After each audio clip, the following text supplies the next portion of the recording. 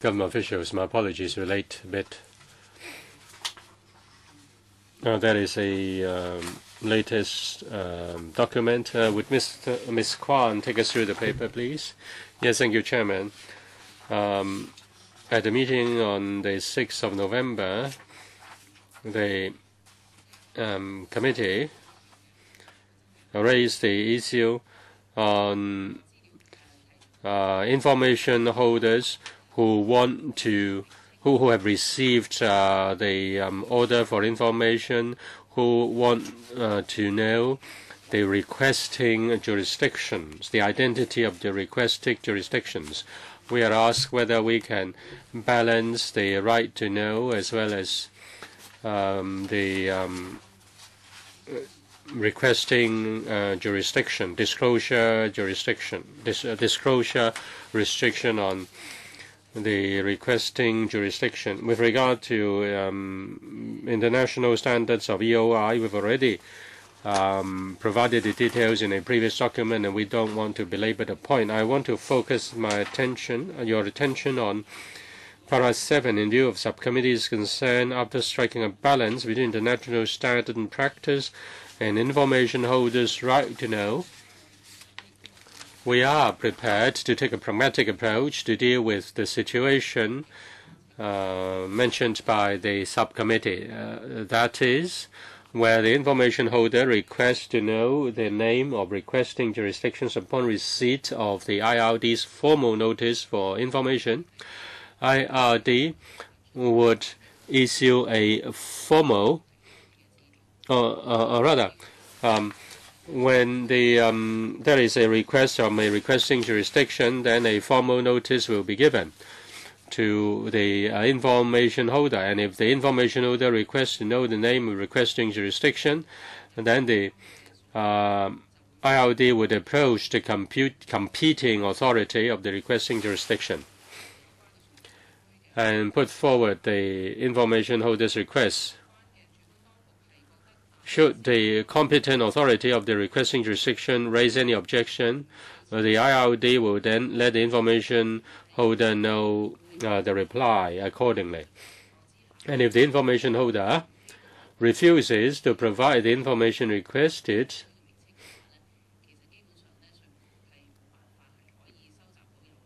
then the IRD will having considered the circumstances of the case, decline the EOI request for reason that it could not disclose to the information holder the name of the requesting jurisdiction, which is considered necessary to facilitate the gathering of requested information. I think this is a new approach. How are you going to materialize it? Is it by administrative procedure? Well, in actual practice, say when the information holder is asked for information, will you also inform the information holder his or her rights? Do you inform them their rights? Maybe the IRD can explain how that can be implemented. Yes, Mr. Chairman.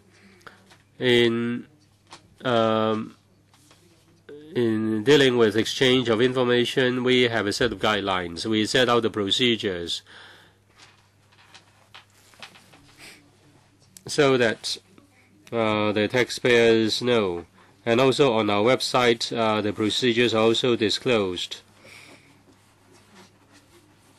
The information holder or the information subject and the authorities concerned are aware of our requirements. What is your new practice? Well, we will put it in our practice notes or practice guidelines. Is it put on the website? Yes, indeed. This new procedure will also be put in the guidelines. For all our administrative measures, all information related to taxpayers is uploaded on the internet, even documents. So just now, these were not statutory measures, they are just administrative procedures. So Mr. Chow, in paragraph 6B, C, and D, how will that be implemented? For example, a third party information holder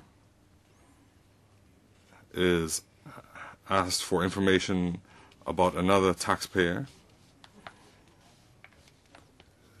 So to use you as an example, the third party asks you for information.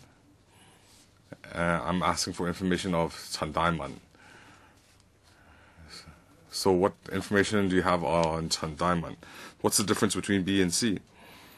B is a general description of the information required, for example, bank statements or securities accounts, for example, transaction receipts. And C is a detailed list, that is, you require transaction dates, counterparties, transaction amount, or commission income. It's a more detailed list.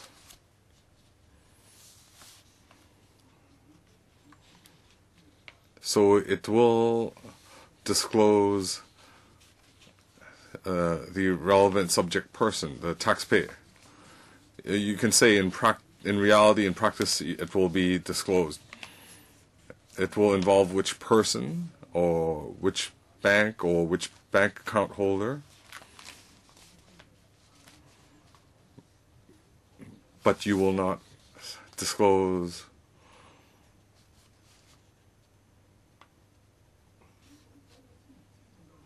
so that person, are they aware that the information is being pursued on behalf of another country or on the Hong Kong IRD? Well, paragraph 6 details the authority of our powers. So in the notice, the information holder can find that the IRD is authorized under bilateral agreements and seeks this information.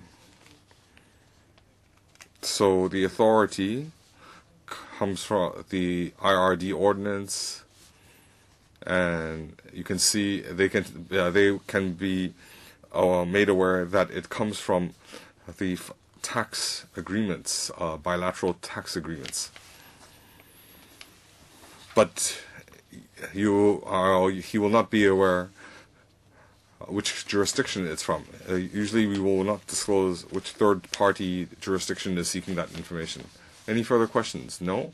I don't have questions either. Then what do we do next, Secretary?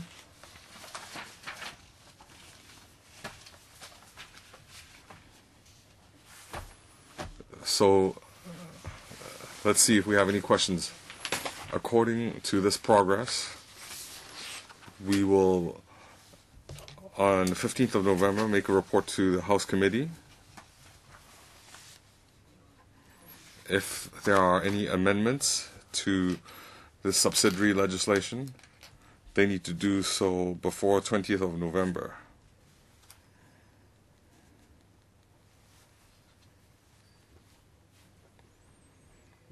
Then we have a report on 27th of November. The council meeting has extended the deadline to 27th of November. So if members wish to speak on these three pieces of subsidiary legislation, they can do so on that date. So 27th of November, they can speak in the council assembly. I would also like the administration to indicate, under this scenario,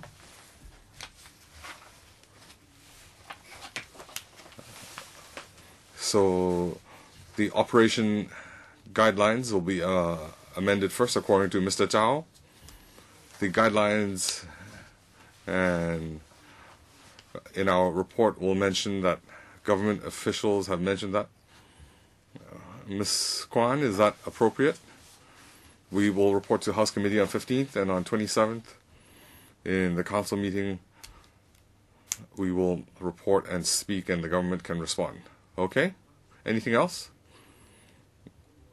Okay, then meeting adjourned.